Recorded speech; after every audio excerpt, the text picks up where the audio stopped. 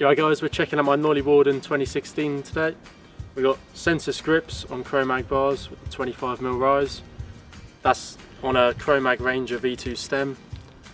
Then moving down we've got a RockShox Lyric 160mm. And that's on a Hope Pro 4 with a Hope Enduro rim. And then for the frame we've got the Knolly Warden 2016 with a Cane Creek double barrel inline 150 travel. And for brakes and drivetrain we've got all Shimano XT and DMR Volt pedals, and then to finish off we've got the Chromag seat. Now we're going to get some riding clips for you. See you all.